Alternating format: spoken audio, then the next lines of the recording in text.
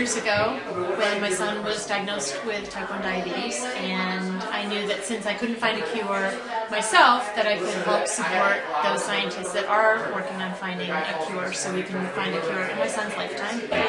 Our involvement with the organization has really grown over the years to include, volunteer work with a variety of different aspects of the organization, as well as through the yearly galas, which have always been a great experience, either through volunteering or attending them. My son brings me into the mission, but also others with type 1, especially the little children, I find very touching. It's hard for a teenager to deal with it on a day-to-day basis, but to also have on your shoulders of in the long term, if you don't have good control, that it's going to affect your brain function, it's going to, all these other things that are more long term. So I think that's more the biggest worry. I think my favorite part is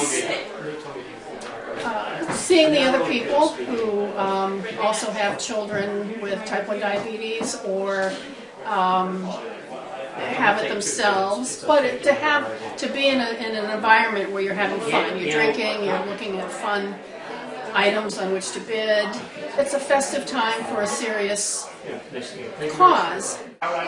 Watching the people come in, meeting the folks that are there, and hearing about their reasons for being there, it's just, to me, it's very fulfilling. That it is for a good cause, and that everyone really does kind of come together throughout the area to really support the JDRF, and while having fun at the same time. To me, each year when I see it and I hear it, it doesn't lose any of its impact.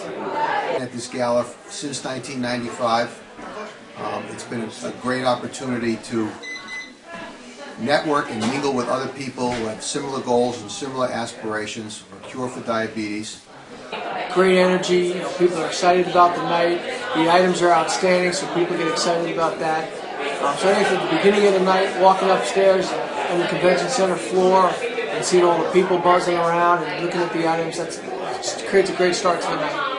So at the end of the auction, we all go into the ballroom and enjoy a nice dinner. We hear the speakers, we have the fun to cure, and the live part of the auction, and then we get a chance to enjoy the entertainment. There's always a great band, lots of dancing, and we dance into the night.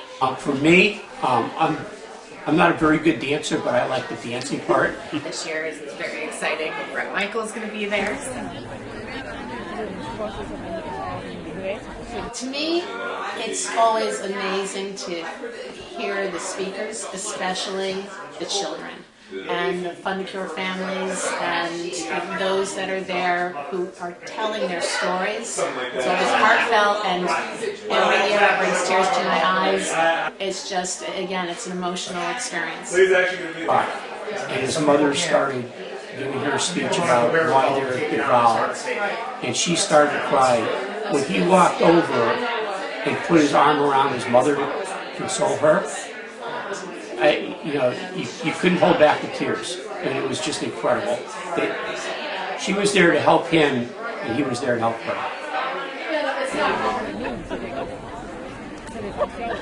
And seeing which auction items people kind of are drawn to, that's always a really fun part. 2 years ago, we bought a trip to the Masters tournament, and I was able to bring my 2 sons and my wife, and had probably one of the greatest trips that we've ever had.